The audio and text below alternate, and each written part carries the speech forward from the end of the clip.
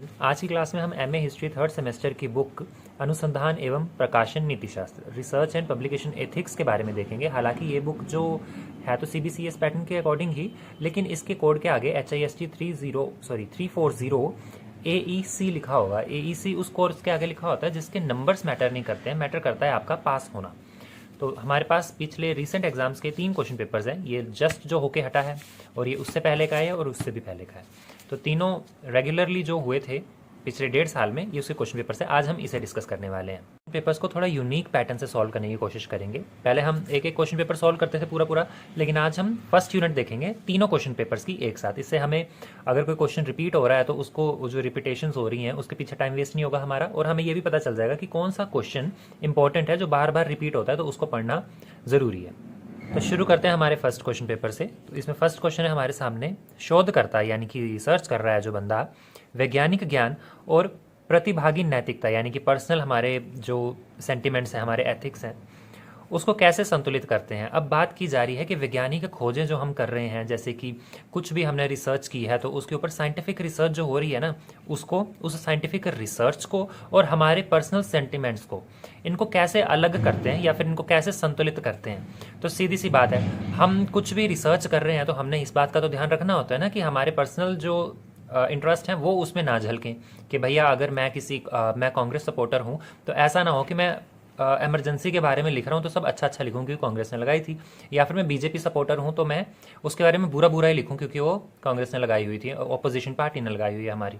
तो इस तरह से जो पर्सनल सेंटिमेंट्स है इनको अलग करके हमें साइंटिफिक नॉलेज की तरफ फोकस करना है और इन दोनों को बैलेंस करना है कि हमारे पर्सनल सेंटिमेंट्स है उसको हम अलग रखेंगे, उसको हम नुकसान और ये उसके क्या लाभ हुए उसमें हम दिखा सकते हैं कि लाभ तो चलो, अगर लाभ लिख दिए तो मीन्स कांग्रेस वाले सारे लाभ गिनवाएंगे, और अगर नुकसान लिख दिए उसके क्या दोष थे तो वो सारे बीजेपी या फिर अदर ऑपोजिशन पार्टीज वाले लिखवाएंगे। अब साइंटिफिक रिसर्च के समय हमें ये ध्यान रखना है कि जो साइंटिफिक रिसर्च हो रही है वो फैक्ट बेस्ड हो, फैक्चुअल हो। तो इन दोनों चीज़ों को हमें इन दोनों चीज़ों पर हमें फोकस्ड रहना है और इन दोनों चीज़ों को हमें इनमें संतुलन बना के चलना है। तो ये क्वेश्चन तो इजी था। चलो नेक्स्ट क्वेश्चन की तरफ चलते हैं। आई होप आपको दिख रहा होगा ये क्वेश्चन। नेक्स्ट क्वेश्चन है, लेखकों को अपने काम की चोरी रोकने के लिए किन महत्वपूर्ण नियमों और विनियमों का पालन करना पड़ता है। मतलब प्लेजरिज्म से बचने के लिए आपको क्या करना होगा। आपने सपोज कोई भी रिसर्च की है किसी पेपर के, किसी न्यूज़पेपर, किसी आर्टिकल पे, कोई टॉपिक बनाया आपने, असाइनमेंट बनाई, तो उस असाइनमेंट में लिखते समय आपने क्या करना है, चोरी से बचना है। चोरी से बचना है, आप लेखक हो, आपको चोरी से बचना है। तो चोरी को रोकने के लिए आप क्या करोगे, सबसे पहले तो आपने अगर जो रिसर्च किया ना उसमें जहाँ जहाँ पर आपने जो किसी और लेखक की बातें ली हैं वहाँ पर उसे मेंशन कर दोगे, या फिर आपने बुक्स में देखा होगा इस तरह से 1 लिख दिया होता है वहाँ पे या 2 लिख दिया होता है, और पेज के एंड में जाके उसकी बाकी की बात लिख दी होती है कि ये यहाँ से इस बुक से लिया गया पॉइंट है, या फिर लेखक का नाम लिख देते हैं कि ABC लेखक के अनुसार उन्होंने अपनी किताब में ये लिखा था, और इस तरह से हम कर देते हैं। तो इससे हम प्लेजरिज्म से बच सकते हैं, चोरी को रोक सकते हैं अपने ही लेखन कार्य में। और इसी के साथ हमारा लेखन कार्य चोरी ना हो जाए, तो इसकी भी बात कर लेते हैं एक बार। तो हमारा लेखन कार्य चोरी ना हो जाए तो उसके लिए हम क्या करते हैं, सबसे पहले तो जो भी हमने लेखन कार्य किया होता है उसके स्टार्टिंग में या फिर एंडिंग में हम वहाँ पर डिस्क्लेमर दे देते हैं। ठीक है, और डिस्क्लेमर दे देते हैं और साथ में ये भी लिख देते हैं कि आप अगर इसको एजुकेशनल पर्पस के लिए कॉपी करते हो तो कोई बात नहीं, और अदरवाइज आप इससे पैसे कमाने के लिए यूज़ करते हो तो आपको भारी नुकसान उठाना पड़ेगा। इस तरह से वार्निंग्स दे देते हैं। और स्पेशली इन चीज़ों से बचने के लिए हम क्या करते हैं, कॉपीराइट, अपना कॉपीराइट पेटेंट करवा लेते हैं उस चीज़ को कि इसके मेरे अलावा कोई इसका यूज़ नहीं करेगा। इस तरह से होता है। अब सेकंड क्वेश्चन पेपर की तरफ चल देते हैं, उसका भी फर्स्ट यूनिट देख लेते हैं। इसमें फर्स्ट क्वेश्चन है हमारे पास, इतिहास में पारंपरिक अनुसंधान में नैतिकता की भूमिका पर प्रकाश डालिए। तो हिस्ट्री में जब भी हम रिसर्च कर रहे हैं, यहाँ पे वही बात आ रही है कि रिसर्च करते समय हमें नैतिकता दिखानी चाहिए। नैतिकता यानी कि अच्छे गुण अपनाने चाहिए हमें। वही है कि अकबर के बारे में लिख रहा हूँ तो ये नहीं है कि मैं मुस्लिम हूँ या फिर मैं उनका प्रो मुगल हिस्टोरियन हूँ तो मैं उन्हीं के बारे में अच्छी अच्छी बातें लिखूंगा, उनके बुरे गुण दिखाऊंगा ही नहीं। तो यही सारी चीज़ें हम पहले भी पढ़ चुके हैं, ऊपर आई बटन पे आपको इन सभी क्लासेस का लिंक मिल जाएगा। सेकंड क्वेश्चन है हमारे सामने, साहित्यिक चोरी के 4 सामान्य प्रकारों पर विस्तृत नोट लिखिए। अब साहित्यिक चोरी, प्लेजरिज्म, 4 नॉर्मल से कोई भी बता देने आपने, जैसे हमने पढ़ा था कि स्वयं साहित्य चोरी होती है, मतलब खुद के ही लेखों को कॉपी करके दोबारा से पब्लिश कर देना, या फिर जानबूझकर साहित्य चोरी किया जाता है, किसी और का साहित्य हम जानबूझ के चोरी कर लेते हैं, अपना जानबूझ के चोरी कर लेते हैं। और इसके अलावा एक होता है टीका। तो टीका क्या होता है टीका हम लोग कहते हैं, जैसे पैराफेंसिंग होती है ना, पहले भी पढ़ चुके हैं हम इसके बारे में, कि जो कुछ शब्द बदल दिए गए, किसी और की लिखी हुई चीज़ें हैं, बस उसके कुछ शब्द बदल के हमने यूज़ कर लिए, तो वो टीका कहलाता है। एग्जाम में भी तो हम यही करते हैं ना, सामने वाले का क्वेश्चन पेपर आंसर शीट देख लेते हैं और थोड़े से शब्दों में फेरबदल करके हम पेश कर देते हैं उसे, तो वो भी साहित्यिक चोरी कहलाती है। इसी के साथ हमारा चौथा हम लिख सकते हैं कि चिथड़े की व्याख्या करना, मतलब अलग अलग साहित्य ले लें, थोड़े से धार्मिक साहित्य, धार्मिक ग्रंथों में से थोड़ा सा साक्षी उठा लेना, थोड़ा सा किसी और से अलग अलग किताबों से डेटा लेके कॉपी करके वहाँ पे पेस्ट कर देना, तो वो भी हमारा साहित्यिक चोरी ही कहलाता है। उसका सामान्य सा प्रकार है। इसी के साथ अब थोड़ा सा एक्स्ट्रा भी पढ़ लेते हैं। तो साहित्यिक चोरी जैसे 4 कहे गए हैं, इससे ज़्यादा पूछ रहे जाएँ तो एक बल्ब होता है। तो बल्ब क्या होता है? अलग अलग दिखने वाले, हालांकि चीज़ें अलग अलग दिखती हैं लेकिन होती वो एक ही है, एक ही बात को घुमा घुमा के लिखा हुआ है, तो वो भी साहित्यिक चोरी है। ठीक है। सिलाई स्रोत कहा जाता है, एक सिलाई स्रोत काफ़ी ज़्यादा कंफ्यूजिंग लगता है बच्चों को, जब जानबूझकर होने वाली, मतलब ऐसे लगता है कि ये जानबूझकर किया गया है लेकिन हमसे गलती से कॉपी हो गया, कि मेरे थॉट किसी और व्यक्ति के साथ मिलते जुलते थे तो हम दोनों ने एक जैसी बातें लिख दी, हाँ, लेकिन हमने कोई जानबूझ के चोरी नहीं की थी, तो वो सिलाई स्रोत कहलाता है। इसी के साथ अपने स्वयं के कार्य की एक प्रति को थोड़ा सा हिस्सा उठा के दोबारा से पेश कर देना, तो वो भी साहित्यिक चोरी है। एक मोज़ेक साहित्यिक चोरी के नाम से भी आता है। मोज़ेक साहित्यिक चोरी क्या होती है? तो एक छात्र द्वारा मौजूदा लेखों के काम को, कोई भी लेखक है उसके कामों को अपने शब्द कहकर बता देना, मतलब लेखकों की बात हो रही है यहाँ पे, तो उसके कार्य को जब एक छात्र द्वारा कॉपी किया जाता है ना, तो वो मोज़ेक साहित्यिक चोरी कहलाता है। इसी के साथ फिर हम देखते हैं कि आकस्मिक साहित्यिक चोरी भी होती है, मतलब एकदम से गलती से हो गई हमसे, ठीक है, तो वो सिलाई स्रोत और आकस्मिक साहित्यिक चोरी एक जैसी है, दोनों के नाम अलग अलग है थोड़े से। ओके। एक 10th होता है कि 10वें नंबर पे आप बोल दो असाइनमेंट खरीदना। कॉलेजेस में कैसे हम लोग किसी और को पैसे देके असाइनमेंट्स बनवा लेते हैं या फिर उनकी बनी बनाई खरीद लेते हैं, तो वो भी इसमें आता है साहित्यिक चोरी में। और गलत लेखत्व, जैसे मैंने इसमें आपको एग्जांपल दिया था कि आजकल तरह तरह के यूट्यूबर्स बैठे हुए हैं, आधी अधूरी बातें बताते हैं, यहाँ से उठा ली वहाँ से उठा ली, लेकिन अपना जो इंटरेस्ट है उसको क्लियर करना है ये, और कह देना है कि हमने फैक्ट्स पे बात की है, तो वो क्या होता है? गलत लेखत्व कहलाया जाता है। भले ही आप वीडियोस बना रहे हो, आज के समय में तो पहले तो लिखना ही होता था केवल, लेकिन आजकल तो वीडियोस बनाना, भाषण देना, वो सब कुछ गलत लेखत्व में आ सकता है। आई होप आपको समझ में आ गया होगा। अब हम अपने थर्ड क्वेश्चन पेपर की तरफ चलते हैं, तो इसका भी फर्स्ट जो यूनिट है उसको देख लेते हैं। क्वेश्चन है, मनुष्यों से जुड़ा अनुसंधान कैसे किया जाना चाहिए? तो मनुष्यों से जुड़ा हुआ अनुसंधान, मतलब ये तो देखो आपसे पूछा जा रहा है डायरेक्ट कि आपको क्या लगता है कि कैसे किया जाना चाहिए। तो सबसे पहले तो आप ऐसा बता सकते हो कि किसी भी ह्यूमन का, अगर ह्यूमन के ऊपर रिसर्च कर रहे हैं, तो सबसे पहले तो उसकी जो मेंटालिटी है उसको ध्यान में रखा जाना चाहिए, उसकी आइडियोलॉजी क्या है उसको ध्यान में रखा जाना चाहिए, तो उसके बाद ही उसके जो उससे जुड़ी हुए जो अनुसंधान है हमें उसे पूरा करना चाहिए। इसी का सेकंड पार्ट है आगे कि और अनुसंधान नैतिकता के मार्गदर्शक सिद्धांत क्या है? तो अनुसंधान मतलब रिसर्च आप जब कर रहे हो उसमें आपको जो एथिक्स दिखाने हैं, नैतिकता दिखानी है, तो आपको क्या क्या करना चाहिए, क्या क्या चीज़ों को अपनाना चाहिए? भैया आप में ईमानदारी होनी चाहिए, ऑनेस्टी, निष्पक्षता होनी चाहिए, फेयरनेस, वस्तुनिष्ठता आपके द्वारा बरती जानी चाहिए, ऑब्जेक्टिविटी जिसे कहते हैं, वस्तुनिष्ठता को कुछ और भी कहते थे, मुझे याद नहीं आ रहा। चलो नेक्स्ट चलते हैं। फिर निरंतरता होनी चाहिए, आपके काम में कंटिन्यूटी दिखनी चाहिए। नेक्स्ट खुलापन, तो खुलापन भी आप में होना चाहिए, ओपननेस, क्योंकि आप किसी पे भी रिसर्च कर रहे हो तो ये नहीं कि कंजस्टेड सी एक सोच लेके वहाँ उस बंदे के ऊपर लिख रहे हो कि नहीं इसकी सिर्फ जो अच्छी बातें वो मैंने लिखनी है, या फिर इसका सिर्फ क्रिटिसाइज ही करना है मैंने, तो वो और चीज़ नहीं करनी है। ठीक है, ओपननेस, हर चीज़ को आपने ध्यान में रखते हुए आगे पेश करना है। और बौद्धिक संपदा का भी आदर करना है कि किसी और के रिलीजियस सेंटिमेंट्स वगैरह तो हर्ट नहीं ना हो रहे हैं, और उन वर्ड्स को ध्यान से यूज़ करना है। जैसे कि आपने देखा होगा कि हम आजकल जातियों के नाम नहीं लेते हैं, हम क्या बोल देते हैं? दलित बोल देते हैं। इस तरह से कुछ और भी नाम है, मैं लेना नहीं चाहूँगा आगे। और गोपनीयता आपके द्वारा बरती जानी चाहिए अनुसंधान के समय। गोपनीयता यानी कि कॉन्फिडेंशियलिटी, जो आपको अपनी रिसर्च के समय कॉन्फिडेंशियल रखनी है। अगर आपको कुछ ज़्यादा धार्मिक सांप्रदायिक जुड़ी हुई चीज़ें मिल जाती हैं तो उनको भी छुपा के रखना है, क्योंकि गवर्नमेंट के ऐसे बहुत सारे रूल्स हैं रिसर्च को लेकर कि वो खुद कहते हैं कि आप ये चीज़ें सामने नहीं ला सकते। लेकिन चलो अब तो ऐसा नहीं है, अब तो सब कुछ फ्री हो गया। पहले होता था, पहले की जो गवर्नमेंट्स थी वो क्या करती थी, वो काफ़ी सारी चीज़ों को छुपाने का प्रयास करती थी। ठीक है, वो हमारी सुरक्षा के लिए, ताकि सांप्रदायिक दंगे वगैरह फिर से ना भड़क उठें। आगे आप ये भी बता सकते हो कि सहयोग का सम्मान किया जाना चाहिए, जो हमारा सहयोगी है उसका सम्मान किया जाना है, कलीग का। तो ये सारी नैतिकता हमें रिसर्च करते समय, अनुसंधान करते समय बरतनी चाहिए। वैधानिकता बता सकते हो आप, उत्तरदायित्व तो बता सकते हो कि भैया आपने रिसर्च की है तो आपकी रिसर्च सही है या गलत है, ये चीज़ आपको अपनानी पड़ेगी कि कल को इसकी वजह आपकी जो रिसर्च है वो पब्लिश हो जाती है और उसकी वजह से कुछ नुकसान होता है, लोगों में सांप्रदायिक दंगे भड़कने लग जाते हैं, तो आप जिम्मेदारी लोगे। इसलिए आप उस तरह से पेश करो कि कल को लोगों की जो सेंटिमेंट्स हैं, रिलीजियस सेंटिमेंट्स हैं, पॉलिटिकल सेंटिमेंट्स हैं, वो हर्ट ही ना हो। सेकंड क्वेश्चन है इस क्वेश्चन पेपर का कि लिखते या पढ़ते समय साहित्यिक चोरी करना गलत क्यों है। तो देखिए, आप किसी और के द्वारा की गई रिसर्च आप अपने नाम कर लो तो ये तो एक गलत बात तो है ही है, लेकिन उसका ज़्यादा नुकसान हुआ ना। उसने इतनी सारी मेहनत लगाई जिसका उसे क्रेडिट मिलना था, हो सकता है उसके बेसिस पर उसे कल को कोई प्रोफेसर की जॉब मिल जाती, कोई फ्यूचर में उसको अच्छी चीज़ें मिल जाती, रिसर्च मिल जाती, लेकिन अब वो नहीं मिल पाएंगी क्योंकि आपने साहित्यिक चोरी कर ली। किसी और ने उसके द्वारा जो साहित्य लिखा गया है वो चोरी कर लिया गया और अपना नाम दे दिया गया उसके द्वारा। तो बहुत सारी चीज़ें आप इसमें लिख सकते हो।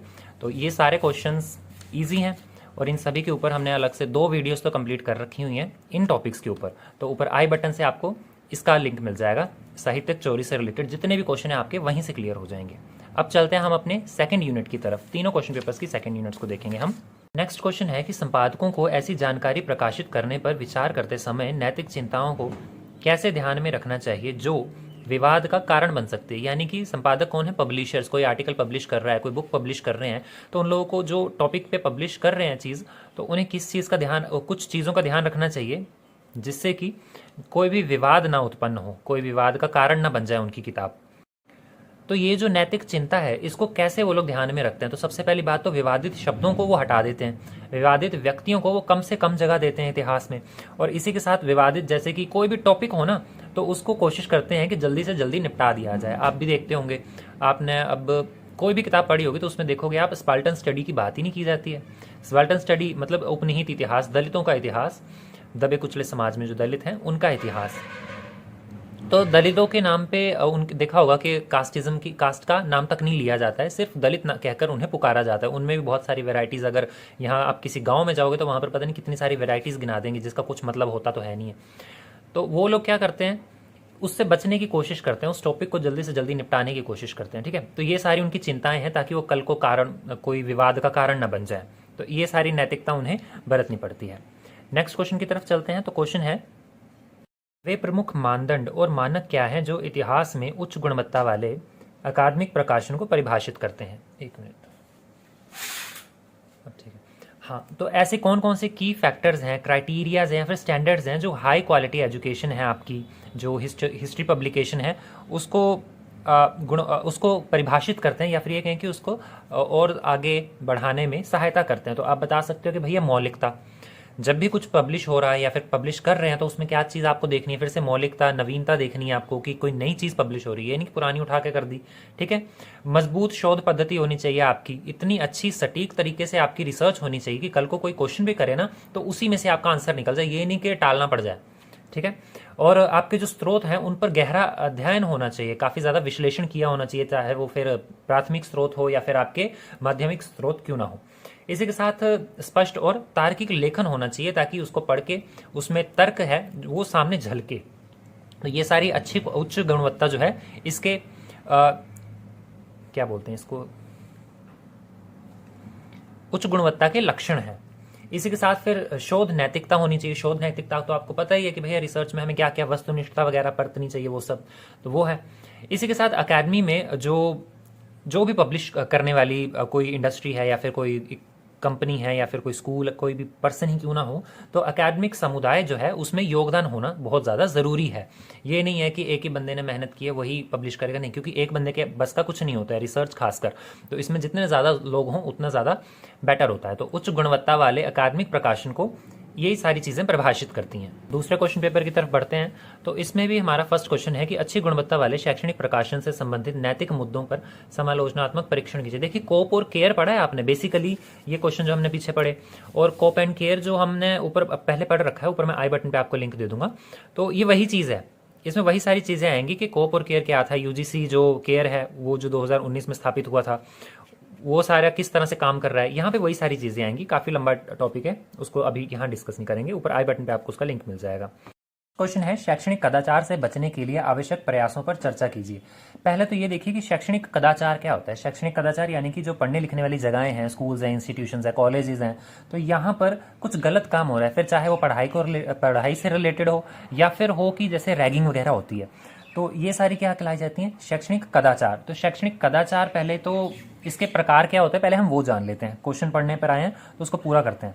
शैक्षणिक कदाचार कौन कौन से प्रकार होते हैं? एक तो साहित्यिक चोरी, किसी और का मटेरियल चुराना, वो भी शैक्षणिक कदाचार है। बेईमानी करना, स्वयं के साहित्यों को चोरी करना, इसी के साथ किसी परीक्षा या फिर परीक्षा में किसी अन्य व्यक्ति को लेकर बैठ जाना, मतलब अपनी आइडेंटिटी के नाम पर किसी और व्यक्ति को बिठा देना, तो वो भी शैक्षणिक कदाचार है। इसी के साथ टर्म पेपर्स या फिर असाइनमेंट्स खरीदना किसी टीचर से या फिर किसी और व्यक्ति से, असाइनमेंट्स वगैरह खरीदना, बनवाना उससे, वो सारी भी इसमें आती हैं। किसी शैक्षणिक रिकॉर्ड या फिर साहित्यिक दस्तावेज जो है उन्हें गलत साबित करके गलत तरीके से प्रस्तुत करना, तो वो भी शैक्षणिक कदाचार में आता है। इसी के साथ आप कह सकते हो कि अनधिकृत सहयोग होता है एक ना, कि किसी पर बिना उससे पूछे कि तूने ऐसा क्यों किया है, क्या किया है, या फिर वो गलत है हमें पता है फिर भी हम क्या करें, आंखें मूंद कर उसके ऊपर विश्वास कर रहे हैं और उसको सपोर्ट कर रहे हैं, तो वो भी क्या कहलाता है? शैक्षणिक कदाचार। इसी प्रकार से जो बौद्धिक संपदा होती है, किसी और को नुकसान पहुंचाना, वो भी शैक्षणिक कदाचार में आता है। तो ये सारी चीजें हैं शैक्षणिक कदाचार के प्रकार। अब यहाँ पे क्वेश्चन पूछा गया है कि शैक्षणिक कदाचार से बचने के लिए आवश्यक प्रयास क्या क्या हैं। तो स्कूल्स बच्चों को ये गलत काम करने से रोकने के लिए क्या क्या करती है? जो भी इंस्टीट्यूशंस वगैरह होती हैं तो उसके कई प्रकार के उपाय होते हैं, ठीक है। मौखिक चेतावनी होती है एक तो, कि पहले तो वार्निंग दी जाती है मुंह से बोल के, या फिर जुर्माना लगाया जाता है। उसके बाद उन्हें लिख के दिया जाता है कि ऐसा नहीं होना चाहिए दोबारा से, उन्हें वार्न किया जाता है, या फिर उनसे लिखवाया जाता है कि माफ़ी पत्र, माफ़ीनामा जो होता है, ठीक है। ये भी नहीं मानते हैं तो इसके बाद निष्कासन कर दिया जाता है, उनका निलंबित कर दिया जाता है कई बार तो, और कई बार तो उन्हें टोटली टीसी फॉर्म पकड़ा दिया जाता है कि अब यहाँ से जाओ, और उनका कैरेक्टर सर्टिफिकेट जनरेट कर दिया जाता है कि आपको अब दोबारा कहीं और भी नौकरी या फिर पढ़ने के लिए सीट नहीं मिलेगी। तो ये सारी चीज़ें इसमें आती हैं। तो आई होप आपको समझ में आ गया होगा। इसमें रैगिंग वगैरह भी आ जाता है, यौन उत्पीड़न, हिंसा या धमकी देना, किसी को विश्वास दिला के फिर उसको ठगना, वो सारी चीज़ें भी इसमें आ जाती हैं। तो कैसे रोक सकते हैं इसे? चेतावनी देके, प्रतिबंध करके, सामुदायिक सेवा करवा के, हाँ, कम्युनिटी सेंटर्स में उन्हें भेज दिया जाता है कि जाओ जाके बूढ़े बुजुर्गों की सेवा करो, यही तुम्हारी सज़ा है। या फिर निष्कासन कर दिया जाता है, निलंबित कर दिया जाता है, प्रार्थना पत्र लिया जाता है उससे, एकेडमी में जो नुकसान हुआ है वो उससे भरपाई करवाई जाती है। तो ये सारी चीज़ें होती हैं। बढ़ते हैं अगले क्वेश्चन पेपर की तरफ। तो उसमें लिखा हुआ है कि आधुनिक प्रकाशन गलत या भ्रामक जानकारी प्रकाशित करने के संभावित परिणामों से उत्पन्न नैतिक समस्याओं का सामना कैसे कर सकते हैं।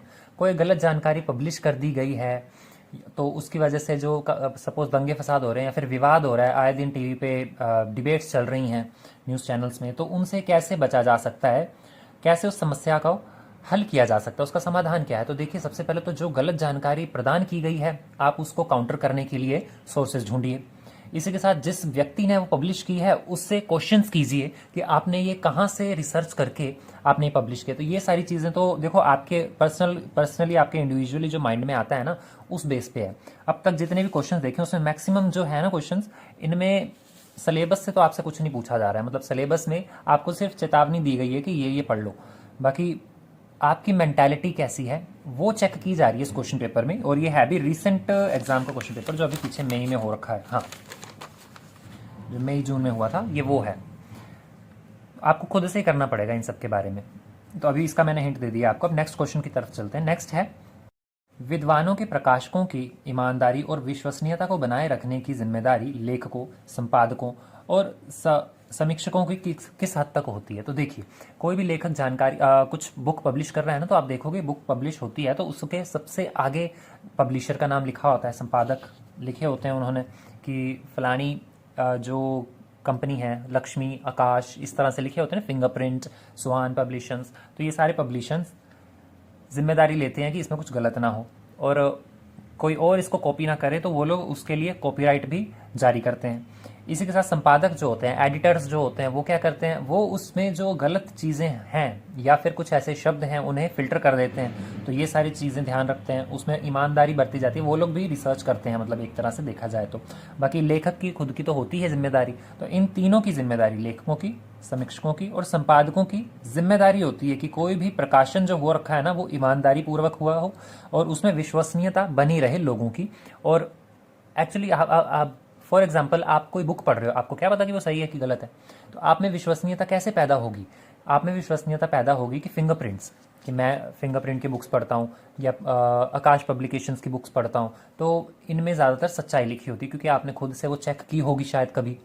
नहीं भी की होगी तो उसके फैक्ट्स जो हैं बाकी किसी और पब्लिशर से देख लो तो ज़्यादातर मिलते जुलते होंगे। तो इस तरह से विश्वसनीयता पैदा की जाती है। अब बढ़ते हैं हमारे सी सेक्शन की तरफ। क्वेश्चन है कि शैक्षणिक कदाचार में शामिल होने का क्या मतलब है। शैक्षणिक, मैंने वही बताया ना, पढ़ने लिखने वाले जो संस्थाएं हैं वहां पर आपके द्वारा किया गया गलत कार्य, चाहे वो चीटिंग को लेकर हो, चाहे वो किसी को परेशान करने से रिलेटेड हो। तो शैक्षणिक कदाचार में शामिल होने का क्या मतलब होता है, तो आप बता सकते हो इजीली, ये तो बताने की जरूरत नहीं, पीछे हम डिस्कस कर चुके हैं। और शोध में ये बड़ी समस्या क्यों है, कोई रिसर्च भी करते हैं तो उसमें ये बड़ी समस्या क्यों उत्पन्न हो रही है, बड़ी समस्या के रूप में क्यों देखा जा रहा है इसे, ये सारा क्वेश्चन हम पीछे डिस्कस कर चुके हैं, आप इजीली कर सकते हो। समस्या क्यों उत्पन्न की समझी जा रही है ये मैं आपको बता देता हूँ कि जैसे कि कोई किसी और का क्रेडिट किसी और को जा रहा है, तो ये सारी चीज़ें, ठीक है, बेईमानी करना ये बहुत ही गलत बात होती है, तो ये चीज़ के बारे में करना। इसी में सेकंड क्वेश्चन आपके सामने है, तो सबसे पहले कहा, हाँ ये लो वही बात आ गई, बेईमानी की अभी मैंने बात की तो वही क्वेश्चन दोबारा फिर से आ गया कि सबसे पहले अकादमिक बेईमानी को रोकने के लिए साहित्यिक चोरी, चेकर्स जैसे उपकरणों का प्रयोग कैसे किया जा सकता है। तो इसके ऊपर हम लोग डिटेल वीडियो कर चुके हैं। इसमें आप बता दोगे कि कौन कौन से हमारे पास उपकरण हैं जो साहित्यिक चोरी को रोकने के काम आते हैं। जैसे कि इंडियन गवर्नमेंट का एक सॉफ्टवेयर है जिसे उरकंड कहते हैं, तो उरकंड क्या है, शोध शुद्धि किस प्रकार से की जाती है, वो सारी चीज़ इसमें आएंगी, हम पहले डिटेल में पढ़ चुके हैं इसके बारे में भी। बढ़ते हैं अपने नेक्स्ट क्वेश्चन पेपर की तरफ, उसमें भी हम सी सेक्शन को देख लेते हैं। क्वेश्चन है हमारे सामने, क्या आप अकादमिक सत्यनिष्ठा को परिभाषित कर सकते हैं। जी हाँ बिल्कुल। अकादमिक सत्यनिष्ठा क्या होती है कि अकेडमी में कोई पढ़ रहे हो आप, जब स्कूल्स में, कॉलेजेस में, इंस्टीट्यूशंस में, तो वहाँ पर आपने बिल्कुल भी चोरी नहीं की है, चीटिंग नहीं की है, ये आप कैसे परिभाषित करोगे। तो इसके लिए आपने जो रिसर्च करी है किसी भी चीज़ पर उसको आप एक्सप्लेन कर लोगे, चरणों में आप उसको एक्सप्लेन करोगे। सबसे पहले आप ये बताओगे कि आपने उस टॉपिक को कैसे चूज़ किया, उसके बाद आप ये बताओगे कि उसकी परिभाषा बताओगे कि वो टॉपिक क्या है, देन उसके ऊपर जो आपने विचार किए थे वो सारे आप प्रस्तुत करोगे, और उसके आगे जो प्रेजेंटेशंस हैं आपकी, या फिर ये कहें कि प्रोटोटाइप है आपका जो, वो आप पेश करोगे, और एंड में उसके ऊपर जो रिसर्च पेपर्स आपने कलेक्ट किए हैं वो सारी चीज़ें यहाँ पर आएंगी। बेसिकली डिज़ाइन सोच प्रक्रिया जो हमने पढ़ी थी ना साहित्यिक चोरी इसको दूर करने वाली, ये वो चीज़ यहाँ पर आएगी इस जगह पर। और इसी के आगे नेक्स्ट पार्ट में लिखा हुआ है, और कारण बता सकते हो इसके, तो कारण मैंने आपको बता ही दिया अभी साथ साथ में। आगे बताया गया कि साहित्यिक चोरी, धोखाधड़ी और मिथ्याकरण जैसे कार्य अनैतिक क्यों हैं, अब ये भी बताने हैं। तो साहित्यिक चोरी अनैतिक क्यों है, क्योंकि किसी और का कार्य किसी और के द्वारा कॉपी किया जा रहा है, मीन्स आपने मेहनत भी नहीं की, ऊपर से किसी और का चुरा लिया, उसे क्रेडिट भी नहीं दिया, तो उसका नुकसान हुआ ना। उसे जो कल को उसके काम की वजह से पहचाना जाना था वो नहीं हो पाया, उसके द्वारा किया गया काम, इतने सालों की मेहनत जो थी वो सारी की सारी बर्बाद हो गई, उसे कुछ भी प्रेरणा नहीं मिलेगी अब अगला काम करने के लिए। इसके साथ धोखाधड़ी है वो पूरी तरह से, अगर आपने शायद किसी व्यक्ति के साथ काम किया भी था लेकिन आपने क्या किया, सिर्फ अपना नाम लिखा, उसका नाम लिखा ही नहीं, उसे बिल्कुल भी क्रेडिट नहीं दिया, तो ये भी धोखाधड़ी है, किस तरह से आप बता सकते हो। फिर मिथ्याकरण भी ये है, तो दूसरे का नाम भ्रामिक रूप से आपने मिटा दिया गया, आपके द्वारा मिटा दिया गया। इसके सेकंड पार्ट की तरफ चलते हैं, मतलब सिक्स क्वेश्चन की तरफ। तो सिक्स क्वेश्चन है हमारे सामने, शैक्षणिक बेईमानी के लिए, एक ही बात बार बार यहाँ पर आ रही है, शैक्षणिक बेईमानी के लिए वर्तमान दंड कितने प्रभावी हैं। तो वर्तमान समय में दंड कैसे दिए जाते हैं, बच्चे को सस्पेंड कर दिया जाता है, उससे लेटर्स लिखवाए जाते हैं, माफ़ीनामे लिखवाए जाते हैं। इसी के साथ देखते हैं हम कि उन्हें कम्युनिटी सेंटर्स में भेज दिया जाता है सेवा करने के लिए। इंडिया में तो चलो नहीं भेजा जाता है, लेकिन दूसरी कंट्रीज़ में भेजा जाता है, तो यहाँ पे उनकी भी बात की जा रही है, ठीक है। और उन्हें और अधिक प्रभावी बनाने के लिए क्या किया जा सकता है, फिर से आपकी इंटेलेक्चुअल जो आपकी मेंटालिटी है उसके ऊपर प्रश्न उठाया गया है। ये आपसे पूछा जा रहा है कि आप बताओ कि कैसे प्रभावी किया जा सकता है इन सज़ाओं को, या फिर किस प्रकार से बेईमानी को रोका जा सकता है, कौन सी सज़ाएं देकर। तो ये सीधी सी बात है, स्क्रीन पर बड़ा बड़ा चेहरा कर उनकी फ़ोटो लगा दो, तो आप यहाँ पर बहुत सारे एग्जांपल्स दे सकते हो खुद से क्रिएट करके। अब चलते हैं हमारे थर्ड क्वेश्चन पेपर की तरफ, तो उसमें भी सी सेक्शन देख लेते हैं। क्वेश्चन है, साहित्यिक चोरी से बचने के 5 तरीके बताइए। तो साहित्यिक चोरी से बचने के 5 तरीके क्या है, जिसने चोरी की है सबसे पहले तो उसको सजा दो, उसके ऊपर जुर्माना लगाओ, और साहित्यिक चोरी ना हो उससे बचने के लिए ये है कि जितने भी कॉपीराइटेड मटेरियल्स हैं सिर्फ वही बच्चों को पेश किए जाएं, ताकि उन्हीं में से पढ़कर वो पेश करें आगे, और फिर उन्हें मजबूरन बताना पड़ेगा कि भैया ये सारी चीज़ें हैं। या फिर जो रिसर्च पे कोई ऐसा पर्सन जो उस टॉपिक के बारे में अच्छे से जानता हो उसे लाया जाए, ठीक है। जैसे कि मैं अब किसी ABC सब्जेक्ट का एक्सपर्ट हूँ, और आप ABC सब्जेक्ट पर ही रिसर्च कर रहे थे, तो आप मुझे बुला लिया गया आपकी रिसर्च को चेक करने के लिए, तो मैं पहचान जाऊंगा ना कहाँ पर गलती हुई है, कहाँ पर चीटिंग हुई है, कहाँ पर आपने गाइड का यूज़ किया है। तो ये सारी चीज़ें आप बता सकते हो यहाँ पे साहित्यिक चोरी से बचने के कौन कौन से तरीके हैं हमारे पास। इसमें और भी बहुत सारे पहलू होते हैं, जैसे कि संपादक है या फिर जो लेखक है उनके द्वारा ध्यान दिया जाना चाहिए। आपका जो सहयोगी है उसके साथ आप बातें शेयर करो, उसने जो क्वेश्चन जो टॉपिक्स क्लियर किए हैं आप उसकी सुनो और वो आपकी सुनेगा। तो कहीं ना कहीं पे अगर कोई गलती हुई है, कहीं पर साहित्यिक चोरी के लक्षण दिख रहे हैं, तो एक दूसरे के जो सहयोगी हैं वो क्या करेंगे, इसको साहित्यिक चोरी को होने से रोक लेंगे पहले ही। तो बहुत सारे तरीके होते हैं यहाँ पर। बेसिकली कुछ थ्योरेटिकली क्वेश्चंस तो है नहीं है, सब कुछ आपकी सोच पर आधारित है। नेक्स्ट क्वेश्चन है हमारे सामने, उद्धरण शैली के मुख्य अंतर में स्पष्ट कीजिए। देखिए उद्धरण शैली क्या होता है, साइटेशन स्टाइल, इसके ऊपर मैं स्पेशली आप लोगों को मैंने कंप्यूटर में, लैपटॉप में सॉरी, तो समझाया हुआ था कि किस तरह से साइटेशन किया जाता है। साइटेशन क्या होता है, कोई भी इमेज है या फिर कोई भी क्वेश्चन है, टॉपिक्स हैं, तो उन सब का एक अलग से इंडेक्स बन गया होता है ना, तो वो सारा साइटेशन कहलाया जाता है। तो कोई भी टॉपिक आप लिख रहे हो उसको लिखने का टाइप अलग अलग होता है, तो वही साइटेशन स्टाइल कहलाया जाता है। इसमें कितने प्रकार के होते हैं, मतलब उद्धरण शैलियाँ कितने प्रकार की होती है। एक हमने पढ़ी थी अमेरिकन साइकोलॉजिकल एसोसिएशन शैली, और इसके अलावा हमने एक और पढ़ी थी कि American medical association style guide. और मुझे याद आ रहा है कि ब्लू बुक पढ़ी थी, कानून की जो किताब होती है उसको ब्लू बुक, मतलब एक पैटर्न है उसमें लिखा जाता है वैज्ञानिक पद्धति, वैज्ञानिक तरीके से जो भी आप कुछ लिख रहे हो, चाहे वो भौतिक विज्ञान हो, रसायन विज्ञान हो, जैविक विज्ञान हो, खगोलीय विज्ञान हो, या फिर कोई भी वैज्ञानिक उद्योगों से संबंधित जितना भी है, वो सारा का सारा विज्ञान संपादक प्रलेखन शैली में आता है। इसी के साथ जो अभी मैंने सबसे ऊपर बात की थी, क्या था, अमेरिकन साइकोलॉजिकल एसोसिएशन, तो उसमें क्या आता है, ह्यूमन का नेचर, व्यवहार जो है उसका, सामाजिक विज्ञान, वो सारे टॉपिक इसमें आते हैं। मतलब लिखने का स्टाइल है ना, कॉपी आप किस तरह से लिख रहे हो। हिस्ट्री में कैसे लिखते हैं कि कारण होती है, घटना होती है, परिणाम होते हैं, तो एक लिखने का स्टाइल है, इसको भी कुछ ना कुछ तो कहते ही होंगे। उसी तरह से ये सब पैटर्न्स होते हैं लिखने के, तो वो उनमें डिवाइड किया हुआ है अलग अलग तरीके से। अब वो जो पैटर्न्स हैं उन्हें उद्धरण शैली कहा जाता है। इसके ऊपर हम अच्छे से डिटेल में पढ़ चुके हैं, पर आई बटन पर आपको इसका लिंक मिल जाएगा। अब हम चलते हैं हमारे लास्ट सेक्शन की तरफ, लॉन्ग क्वेश्चंस वाले। अब उसको भी देख लेते हैं, काफ़ी ज़्यादा ज़रूरी है ये वाला सेक्शन, क्योंकि इसमें अब जितने भी गलत काम हो रहे थे ना उनको सुधारने की बात यहाँ पर की गई है। क्वेश्चन है आपके सामने कि साहित्यिक समीक्षा की सामान्य समस्याएं क्या है। साहित्यिक समीक्षा क्या होती है, लिटरेसी रिव्यू, लिटरेचर रिव्यू। तो कुछ भी लिखा हुआ है, आप क्वेश्चन पेपर करते हो ना, तो आंसर जब लिखे आपने, सारी आंसर शीट कंप्लीट कर ली, अगर आपके पास टाइम है तो आप क्या करते हो, एक बार पलट पलट के चेक करते हो अपने सारे आंसर्स को। तो वो क्या होता है, रिव्यू कर रहे हो आप, आंसर शीट रिव्यू कर रहे हो। उसी तरह से आपने कुछ रिसर्च किया है, कोई भी मटेरियल रखा हुआ है आपके सामने, तो आप लिटरेचर रिव्यू कर रहे हो, उसको लिटरेचर कहते हैं, ठीक है। तो आप उसको रिव्यू कर रहे हो, वही लिटरेचर रिव्यू कहलाया जाता है। तो शोधकर्ता को ये सीखने को मिलता है कि जो संबंधित शोध किया है उसने, किसी भी क्षेत्र से संबंधित या फिर दूसरे लोगों ने जो किया हुआ है, उसमें कोई गलती तो नहीं है, या फिर उसमें कुछ रह तो नहीं गया, कोई आलोचनात्मक विश्लेषण तो नहीं करना था उसका। तो मतलब एक तरह से देखा जाए तो उसकी गलतियों को ही ढूंढा।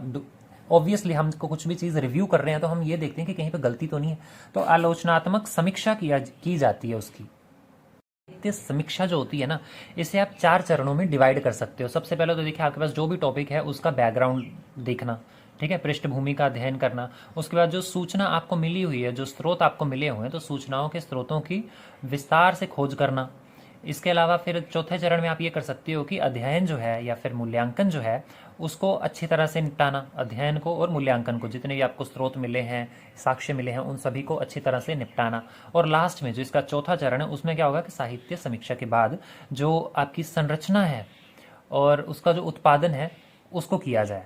यानी कि आपने पढ़ लिया, जितना जो भी आपके पास मटेरियल था आपने देख लिया, रिसर्च कर ली, पढ़ लिया, देन आपको वो लिखना है, आपको पेश करना है अच्छे तरीके से, सिस्टमेटिक तरीके से, ताकि वो पढ़ने वाले को आसान हो।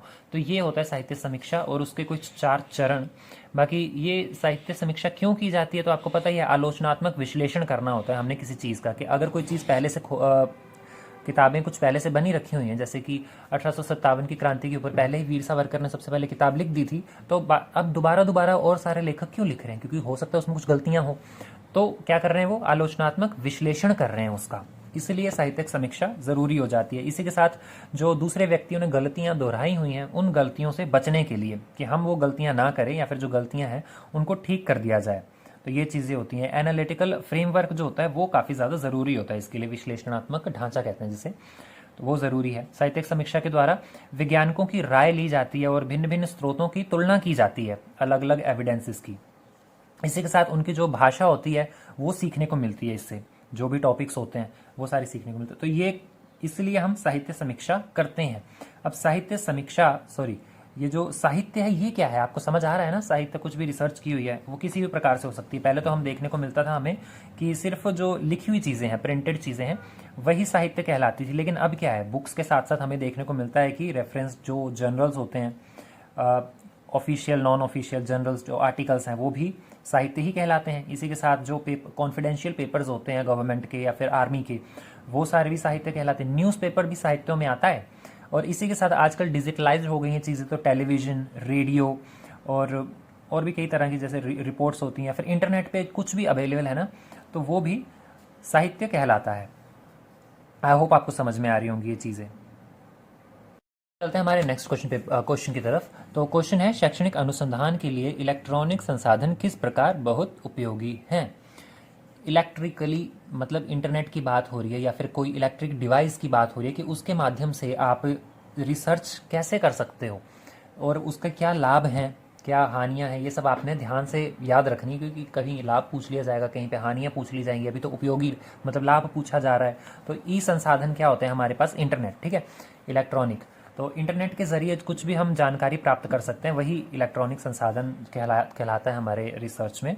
तो ई संसाधन से, एक तो इंटरनेट की वजह से हम कभी भी आसानी से रिसर्च कर सकते हैं, सबसे पहला लाभ तो इसका ये है, मतलब सबसे पहली उपयोगिता इसकी ये है। फिर उन्हें डाउनलोड कर सकते हैं, जब हम चाहें उन्हें डाउनलोड कर सकते हैं और उन्हें पढ़ सकते हैं आसानी से।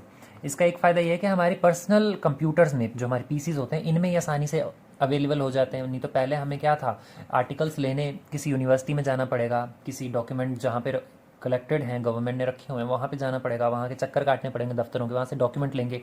फिर फिजिकल फॉर्म में होते थे, अलग अलग डॉक्यूमेंट खोल के हम देखेंगे किसमें क्या चीज़ लिखी, बहुत दिक्कत होती थी। अब क्या है, एक ही फ़ोन में, एक ही कंप्यूटर में सब कुछ आ गया, डबल स्क्रीन निकालो और इस तरफ एक आर्टिकल खुल जाता है, दूसरी तरफ दूसरा आर्टिकल खुल जाता है, फिर तीसरा भी खुल जाता है। इसी तरह से अलग अलग एक ही बार में हम कंपेयर कर सकते हैं सबको, ये फ़ायदा है इसका। तो अपनी सुविधा के अनुसार हम इसे यूज़ कर सकते हैं, जो सबसे बड़ा इसका उपयोग ही है ये इलेक्ट्रॉनिक संसाधन का, है ना। बड़ी संख्या में हमारे पास संसाधन आ जाते हैं, एक बार सर्च किया और फट से हमारे पास इतने सारे इंटरफेस आ जाते हैं, 1 2 3 4, हम जो चाहें वो देख सकते हैं, वो वेबसाइट खोल के हम पढ़ सकते हैं। तो पहले तो हम जैसे लाइब्रेरीज़ में जाते थे, अब लाइब्रेरीज़ में जाने की ज़रूरत भी नहीं पड़ती है भैया। ग्रंथालय कर्मचारी जो हैं, अब वहाँ जाने की ज़रूरत नहीं, हमारे मोबाइल ही एक कर्मचारी बना हुआ है ग्रंथालयों के रूप में। इसी के साथ हमें देखने को मिलता है कि आजकल इलेक्ट्रॉनिक संसाधन में एक और नई चीज़ आ गई है, एनिमेटेड चीज़ें, है ना। जैसे मैंने 102 की जो वीडियोस बनाई है वो एनिमेटेड बनाई हुई है, उसमें मैप वगैरह एनिमेटेड लगाए हुए हैं। पहले तो ऐसे ही लिखा हुआ है, बोल के पढ़ना पड़ता था या समझना पड़ता था, लेकिन अब क्या है, एनिमेशंस बन गए, कार्टून्स बन गया, उसके द्वारा समझा दिया जाता है, तो वो और ज़्यादा रिसर्च करना ईजी हो गया, पढ़ना ईजी हो गया। तो ये सारे इसके लाभ हैं। अब इसकी हानियाँ, ये उपयोग है ना, तो इसके दोष भी देख लेते हैं कि किस कब कब ये नुकसान दे जाता है इलेक्ट्रॉनिक संसाधन, इलेक्ट्रॉनिकली हम जब रिसर्च कर रहे हैं। तो सबसे बड़ा नुकसान तो इसका ये है कि भैया इंटरनेट की आवश्यकता होती है, बिना इंटरनेट के हम सर्च ही नहीं कर सकते। इसी के साथ हमें डेटा की आवश्यकता है, इंटरनेट के अलावा डेटा हो गया और डेटा के अलावा स्टोरेज हो गया, तो इन सभी की आवश्यकता है हमें। और इस संसाधन का उपयोग जो है वो पर्दे पर ही होता है, यानी कि स्क्रीन पर ही होता है। स्क्रीन के अलावा हम नॉर्मली इसको यूज़ कर ही नहीं सकते, बहुत ही मुश्किल होता है इसको करना, तो ये काफ़ी ज़्यादा हानिकारक होता है आंखों के लिए भी। तो ये सारी चीज़ें आप बता सकते हो, बहुत ही ईजी सा क्वेश्चन था। नेक्स्ट क्वेश्चन पेपर की तरफ चलते हैं, उसमें भी हम डी सेक्शन देख लेते हैं। क्वेश्चन है कि शोधकर्ताओं को आमतौर पर अपने संदर्भों पर नज़र रखने में किस तरह की परेशानी होती है और वो कैसे ठीक कर सकते हैं। तो इतना सारा रिसर्च डेटा है, कौन कौन सा पढ़ेंगे, उसको किस तरह से मैनेज करेंगे, वो सारी जानकारी या फिर कठिनाइयाँ जो है आपने यहाँ पर लिखनी है। बहुत ईजी सा क्वेश्चन पहले डिस्कस कर रखे हैं। नेक्स्ट क्वेश्चन है हमारे पास। नेक्स्ट क्वेश्चन में देखो आपको कितनी अच्छी सी चीज़ पूछी जा रही है कि पठनीयता, जो आप पढ़ रहे हो या फिर लिख रहे हो, तो अपने लेखन के प्राकृतिक प्रभाव से, जो नेचुरली हम पढ़े जा रहे हैं, फ्लो में पढ़ रहे हैं, तो उस प्रभाव से समझौते किए बिना आप अपने स्रोतों को उचित रूप से कैसे श्रेय देते हैं। तो क्या करते हैं, मैंने आपको पहले भी एग्जांपल दिया ना कि जैसे कोई भी एक, सपोज़ यहाँ पे कुछ लिखा हुआ है, बहुत इंपॉर्टेंट चीज़ लिखी हुई है, तो ये वाली जो चीज़ है ना, ये किसी लेखक ने इसके बारे में डिस्कवरी की हुई है, ठीक है। नज़र रखना, कोई एक वर्ड है, कोई स्पेसिफिक वर्ड है और इसका कुछ मीनिंग होता है, तो क्या किया गया है, हमारा फ्लो ख़राब ना हो तो ऐसा नहीं किया डॉक्टर जो बुक लिखते हैं कि यहीं पर फिर उसका ब्रैकेट लगा के उसका मीनिंग ऐसे ऐसे पूरी 2-3 लाइनों में दिए, नहीं, उसको ऐसे 1 लिख देते हैं या स्टार लिख देते हैं, कोई भी एक नंबर दे देंगे, ABCD दे देंगे, और पेपर के एंड में कोई भी आपका पेज होगा, पेज के एंड में क्या करते हैं, वहीं पर एक वो जो नंबर उसके लेटर पे दिया है वही नंबर यहाँ देके उसका मीनिंग वगैरह या फिर उसकी रिसर्च क्या है, उसके ऊपर कोई बुक है, पब्लिकेशंस हैं, तो वो सारी जानकारी इस तरह से दी होती है, तो हमारा जो पढ़ने का फ्लो है वो ख़राब ना हो। तो इस तरह से हम उसको यूज़ करते हैं, इन चीज़ों को साइटेशन जो फुट नोट्स होते हैं और टॉप में जो लिखे जाते हैं इनका प्रयोग होता है। यहाँ पर यही चीज़ आपने बतानी कि ये अपने क्रेडिट भी हो गया, क्रेडिट भी दे दिया कि भैया ये चीज़ जो रिसर्च की गई है ये हमने की है या किसी और ने की है, तो उसकी रिसर्च भी की गई है, वो उसी पेज के नीचे आपको जानकारी भी प्रदान कर दी, और आपका जो पढ़ने का फ्लो है वो ख़राब भी नहीं हुआ। अगर आपको पता होगा कि चीज़ क्या है तो आप डायरेक्ट आगे आगे पढ़ते जाओगे, अगर नहीं पता है तो आप फिर नीचे पहुँच जाओगे उस लेटर तक कि क्या होता है उसका मीनिंग। कोई डिक्शनरी थोड़ा ना खोल के बैठेगा व्यक्ति हर समय। अब चलते हैं नेक्स्ट क्वेश्चन पेपर की तरफ। लास्ट क्वेश्चन पेपर हमारा जो लॉन्ग क्वेश्चन वाला है, क्वेश्चन है हमारे सामने, क्वेश्चन है, हम ऐसी नीतियाँ और कार्यक्रम बनाने के लिए डिज़ाइन सोच का उपयोग कैसे कर सकते हैं जो कक्षा में बेईमानी को सक्रिय रूप से हतोत्साहित करती है। तो बेईमानियाँ कक्षाओं में हो रही हैं, उसको रोकने के लिए आप कैसे डिज़ाइन सोच का प्रयोग कर सकते हो, बेसिकली ये बताया गया है, पूछा गया है। तो डिज़ाइन सोच क्या है, उसके 5 चरण हैं, मैंने आपको बताया था ना कि उन 5 चरणों से ही आप ये जो चीज़ें गलत हो रही हैं उसको रोका जा सकता है और स्वयं को आप साबित कर सकते हो कि ये चीज़ मैंने ही रिसर्च की हुई है या फिर किसी और ने की हुई है। तो सबसे पहले तो समझना, हमें कोई भी ध्यान केंद्रित करना है किसी भी एक विषय पर, उसको तैयार करना है। फिर हम करते हैं विचार, उस विषय के ऊपर विचार करते हैं, किसी कागज़ पे लिखते हैं या फिर किसी न किसी प्रकार से संसाधनों का प्रयोग करते हैं। फिर आती है बात हमारे निर्णयों की, निर्णय लेते हैं हम कि ये विषय पर पढ़ना चाहिए या फिर टॉपिक कवर करना चाहिए कि नहीं करना चाहिए। उसके बाद बात आती है हमारी चौथे नंबर पर प्रोटोटाइप। प्रोटोटाइप क्या होता है कि एक ब्यौरा सा होता है, उसको तैयार करना होता है हमने। प्रोटोटाइप बेसिकली हम प्रोटोटाइप को एक आसान भाषा में कहें तो समाधान बनाना, ठीक है, समाधान बनाते हैं हम कि इसको कैसे हम रिसर्च करेंगे इसके ऊपर या फिर किस तरह से हम इसको प्रूफ करेंगे। और 5वें नंबर पर हम करते हैं उसका परीक्षण। जब हमने प्रोटोटाइप करके पूरा का पूरा एक तैयार कर लिया अपना लेखा जोखा, तो लास्ट में हम करते हैं परीक्षण कि कहीं गलती तो नहीं हुई है या फिर कहीं कुछ छूट तो नहीं गया, तो वो सारी चीज़ें आती हैं। तो उसी को यहाँ पर घुमा के देखो पूछा गया है। क्वेश्चन बड़ा ईजी सा क्वेश्चन है लेकिन बहुत ही घुमा के पूछा गया ताकि बच्चा कंफ्यूज हो जाए तो कर ही ना पाए। लास्ट क्वेश्चन है हमारे सामने, मुद्रित कार्यों, ऑनलाइन लेखों और व्यक्तिगत साक्ष्यों को उचित रूप से संदर्भित करने के सबसे प्रभावी तरीके क्या हैं। बहुत इजी क्वेश्चन है। आपके सामने बहुत सारे रेफरेंस है, आपने हड़प्पा सभ्यता के ऊपर लिखना है तो आपने मुद्रित यानी कि जो प्रिंट हुई किताबें हैं आपके सामने तो आपने वो भी रख ली अपने पास। ऑनलाइन आपने कुछ वेबसाइट से आर्टिकल्स PDFs डाउनलोड कर लिए और इसी के साथ कुछ अलग से आपके दोस्त ने या फिर टीचर ने रिसर्च की हुई थी उनसे भी व्यक्तिगत रूप से उनसे भी साक्ष्य जो है वो ले लिए। तो इन सभी को अब संदर्भित करने का सबसे प्रभावी तरीका क्या है, इनको कैसे आप यूज़ में लोगे, कैसे इनको सबसे पहले तो आप सभी को पढ़ोगे, उसके बाद फिर से प्रोटोटाइप्स वगैरह तैयार करोगे एंड देन उसका साक्ष्य जो आपने ये जितने भी रखे हुए हैं इन सबको वहाँ पर मेंशन भी करोगे, कहाँ कहाँ से क्या क्या प्राप्त हुआ है, कहाँ कहाँ से आपने जानकारी ली है, वो सारी चीज़ें। देन पूरा एक आर्टिकल आपका जो बुक होगी या जो भी होगा पब्लिश करने के लिए या फिर तैयार किया हुआ है अपना असाइनमेंट, वो बन के रेडी हो जाएगा। तो वही सारी चीज़ आपने यहाँ पर एक्सप्लेन करनी है। मुझे नहीं लगता कि कंफ्यूजिंग होगा या फिर मेरे कहने के तरीके से आपको कंफ्यूजिंग लग रहा होगा, बट बहुत इजी अगर आप क्वेश्चन को एक बार ध्यान से पढ़ोगे तो। अब चलते हैं हमारे शॉर्ट क्वेश्चंस की तरफ। लॉन्ग क्वेश्चन हमने सारे कर लिए, अब शॉर्ट क्वेश्चंस की तरफ चलते हैं। तो सबसे पहले हमने जो अभी रिसेंट एग्जाम हो रखा है उसका पेपर देख लेते हैं। तो यहाँ पर हमारे सामने क्वेश्चन है, शॉर्ट क्वेश्चन में फर्स्ट क्वेश्चन है हमारे पास, शोध पत्र। रिसर्च पेपर क्या होते हैं, किसी भी टॉपिक के ऊपर जो रिसर्च की गई है किसी प्रोफेसर के द्वारा, किसी गवेषक के द्वारा, एक्सप्लोरर के द्वारा, कोई भी हो सकता है, ठीक है, तो उसके द्वारा तैयार किया गया जो डेटा है पेपर्स पे वो रिसर्च पेपर कहलाता है। किसी भी टॉपिक के बारे में पढ़ने के लिए हम जो जानकारी प्राप्त करने के लिए कुछ पेपर्स कलेक्ट करते हैं, कुछ डेटा कलेक्ट करते हैं, वो रिसर्च पेपर कहलाते हैं। ईजी था। नेक्स्ट है सारांश। सारांश क्या होता है, सिनॉप्सिस, मतलब कि कंक्लूजन। आपने जितना भी अब तक पूरी एक हिंदी की कविता कहानी पढ़ ली तो एंड में 4-5 शब्दों में आप उसको कैसे एक्सप्लेन करोगे, तो उसे सारांश कहा जाता है, ठीक है। नेक्स्ट है सार। एक ही चीज़ है, एब्स्ट्रैक्ट और सारांश। जो सारांश और सार है दोनों का कुछ ज़्यादा अंतर नहीं है, दोनों एक जैसे हैं।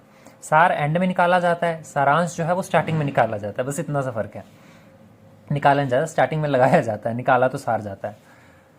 आगे है फोर्थ क्वेश्चन है हमारे सामने, शैक्षणिक कदाचार। तो ये मैं आपको बता चुका हूँ, एकेडमिक मिसकंडोलेंस कंडक्ट, सॉरी क्या होता है। तो एकेडमिक मिसकंडक्ट स्कूल्स, इंस्टीट्यूशंस या फिर कॉलेजेस में किया गया गलत व्यवहार, चाहे वो शिक्षा से संबंधित हो, चाहे वो व्यवहार से संबंधित हो। आपने धमकी दे दी किसी को, या फिर आपने कह दिया कि भैया मिल तो बाहर, या फिर बम ले आऊँगा, बंदूक से उड़ा दूंगा, या फिर बंदूक लेके आ गए, तो वो सब शैक्षणिक कदाचार में आता है। आगे है हमारे सामने साहित्य की समीक्षा। तो साहित्य की समीक्षा, अपना लिटरेचर, जो भी आपने रिसर्च पेपर तैयार किया है, किसी और ने किया है, उसको रिव्यू करना, उसको पढ़ना है एक बार, कहीं उसमें गलती तो नहीं है। साहित्य समीक्षा का मेन रीज़न ही यही होता है कि आपने उसको आलोचनात्मक तरीके से देखना है। तो आलोचना करोगे आप उसकी, तभी तो आपको पता चलेगा कि वो सही है या गलत है। तो वही साहित्य की समीक्षा कहलाई जाती है। नेक्स्ट है हमारे पास संदर्भ। कोई भी रेफरेंस को, किसी भी चीज़ की माध्यम से आपने कोई टॉपिक किया है, तो वो चीज़ क्या कहलाई? संदर्भ। फिर आता है हमारे पास सॉफ्टवेयर टूल। तो सॉफ्टवेयर टूल क्या है कि इंडियन गवर्नमेंट ने जैसे कि उरकंड नाम का एक सॉफ्टवेयर टूल पब्लिश किया है, जो आजकल सभी यूनिवर्सिटीज़ में लगा हुआ है। आप जो असाइनमेंट्स भेजते हो ना, कभी पीएचडी करना, पीएचडी करोगे, फिर आपने जो बुक लिखनी है, तो देखना अगर वो 80% भी नहीं, लगभग 60% अगर वो मैच हो गई किसी और के मटेरियल से, तो आप फेल हो। तो वो उस सॉफ्टवेयर के द्वारा चेक की जाती है। हर टीचर के पास इतनी नॉलेज नहीं है, मेरे पास भी इतनी नॉलेज नहीं है ना, आपके पास इतनी नॉलेज है, आधी अधूरी होगी, किसी के पास मेरे से ज़्यादा, किसी टॉपिक में मेरे से ज़्यादा होगी आपको, किसी में मुझे आपसे ज़्यादा है। तो ये जो सॉफ्टवेयर टूल्स होते हैं, ये क्या करते हैं, ये इसके अंदर वेबसाइट्स डाल देते हैं कि भैया ये वाले टॉपिक से संबंधित ये सारी वेबसाइट्स हैं, ये बुक्स हैं, ये सारा डेटा है, ये रही बुक। तो एक तरफ बुक डाल देते हैं, एक तरफ बाकी सारा डेटा। तो क्या करते हैं, वो जो बुक होती है उसके अंदर जो जो बातें लिखी हुई हैं और जितना भी डेटा हमने उसको प्रोवाइड करवाया है उसके साथ मैच करता है, और हमारे सामने परसेंटेज आ जाती है, कितना परसेंट मैच हो रहा है और इतना परसेंट इन्होंने खुद से किया हुआ है, तो वो पास हो जाते हैं अगर वो उनके द्वारा लिखा गया हो। मतलब कॉपी कर सकते हो लेकिन ज़्यादा मटेरियल नहीं, क्योंकि कुछ चीज़ें तो सेम ही रहती हैं, वो थोड़ी ना बदल सकती हैं। लॉ ऑफ ग्रेविटी तो सेम ही रहेगा, अब लॉ ऑफ ग्रेविटी को आप कुछ और तो लिख नहीं सकते। नेक्स्ट है हमारे सामने आचार संहिता। आचार संहिता क्या होता है? कोड ऑफ एथिक्स, यानी कि जैसे चुनाव में लगा दी जाती है ना आचार संहिता के, बस अब कल अगले महीने चुनाव है, तो एक महीने तक आप अब सिर्फ अपने काम ही बताओगे, वादे कुछ नहीं करोगे। तो वो आचार संहिता एक वो वाली है। एक स्कूल्स में, कॉलेजेस में होती है आचार संहिता। वो होती है कि कोई नियमों का पालन करना है। आपके सामने एक बुकलेट दे दी जाती है जिसमें लिखा हुआ है कि आपने टाई पहन के आना है, आपके शूलेस बंधे होने चाहिए, बाल कटे होने चाहिए, नेल्स कटे होने चाहिए, है ना, बाल छोटे। तो ये सब क्या है? आचार संहिता कहलाई जाती है। इसमें बच्चों को दंड देना भी शामिल होता है कि कल को बच्चे ने कुछ भी गलत हरकत कर दी, तो गलती कर दी, तो उसको क्या सज़ा दी जाएगी वो भी उसमें लिखी होती है। पेरेंट्स को हैंड ओवर की जाती है। आप बड़े स्कूल्स में जाओगे ना, तो वहाँ पे एक अलग से बुकलेट पेरेंट्स को हैंड ओवर की जाती है कि आपके बच्चे की करतूत अगर इनमें से किसी से मिली तो ये सज़ा दी जाएगी आपको। नेक्स्ट है हमारे सामने प्रकाशन। तो पब्लिकेशन, कुछ भी पब्लिश करने वाला कौन होता है? प्रकाशक। और प्रकाशक क्या करता है? प्रकाशन करता है। कोई भी हमारा रिसर्च आर्टिकल है, कोई न्यूज़पेपर है, तो उसको क्या करते हैं? प्रकाशन करते हैं। ये तो आप कर ही लोगे। लास्ट क्वेश्चन है हमारे सामने मैंडली। मैंडली क्या होता है? तो मैंडली एक सॉफ्टवेयर टूल, या फिर आप कहो कि एक सॉफ्टवेयर तो नहीं, जैसे एक्सेल होता है, एमएस वर्ड होता है, तो सॉफ्टवेयर के अंदर एक एप्लीकेशन है, वैसे ही मैंडली है। क्वेश्चन भी आप कर लोगे। तो अब बढ़ते हैं हम अपने नेक्स्ट क्वेश्चन पेपर की तरफ। नेक्स्ट क्वेश्चन पेपर में हम शॉर्ट क्वेश्चन देखेंगे, जिसमें फर्स्ट क्वेश्चन है हमारे सामने अनुसंधान नीति शास्त्र। तो अब इसको क्या ही बताऊं मैं, ये क्वेश्चन आपको आता ही है। अनुसंधान नीति शास्त्र, अनुसंधान क्या होता है? सबसे पहले आप ये देखिए कि अनुसंधान जो है वो दो शब्दों से मिलकर बना है, अनु और संधान। अनु का मतलब होता है पीछे लगना, और संधान का मतलब होता है निरंतर धैर्यपूर्वक कार्य करते रहना। तो किसी भी टॉपिक के पीछे रेगुलरली आप जब रिसर्च करते हो तो वो अनुसंधान कहलाता है। अनुसंधान को और भी कई शब्दों से पुकारा जाता है, जैसे कि शोध कह सकते हो आप इसे, अन्वेषण कह सकते हो, और गवेषण भी कह सकते हो, एक्सप्लोरेशन। हालांकि ये पूरी तरह से सही तो नहीं है, लेकिन कह सकते हो। अनुसंधान कह सकते हो, अनुसंधान तो चलो है ही है ये।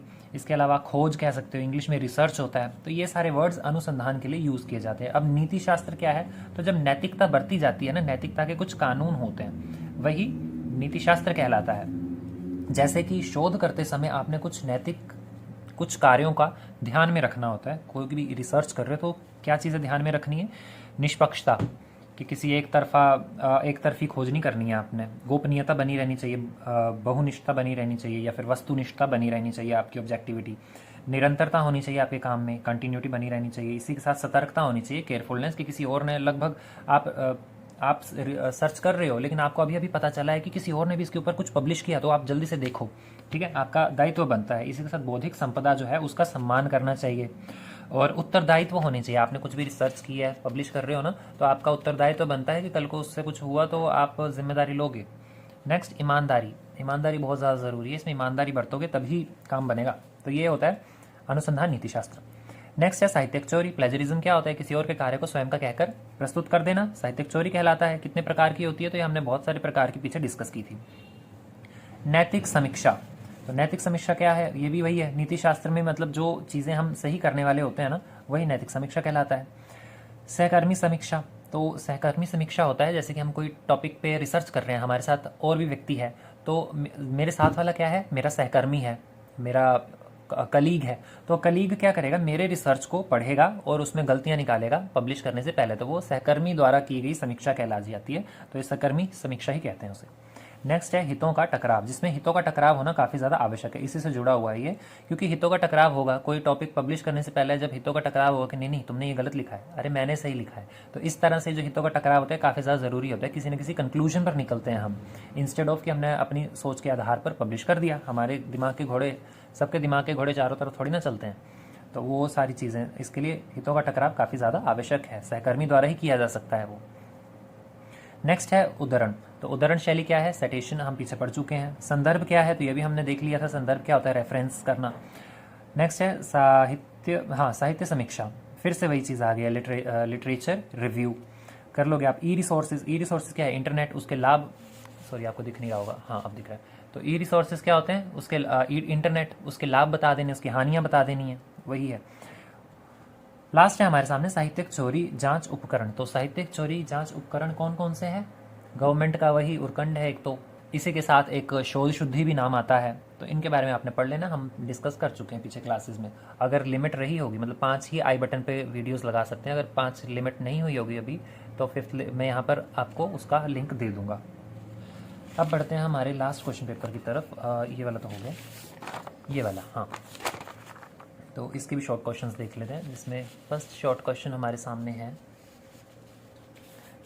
नैतिकता को परिभाषित कीजिए। अब नैतिकता क्या होती है आप पीछे हम डिस्कस कर चुके हैं, ये बताने की जरूरत नहीं है। नैतिक लेखन से क्या अभिप्राय है? तो वही सेम नैतिकता और उसके द्वारा जो की गई लेखन पद्धति है वही नैतिक लेखन कहलाई जाती है, तो उसको परिभाषित कर सकते हो आप।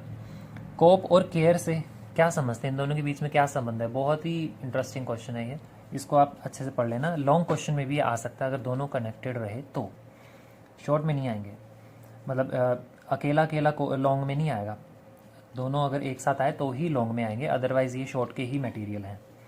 नेक्स्ट है आपके पास शैक्षणिक कदाचार के बारे में लिखिए, कर लिया हमने ये। आचार संहिता पर प्रकाश डालिए, ये भी हमने कर लिया है।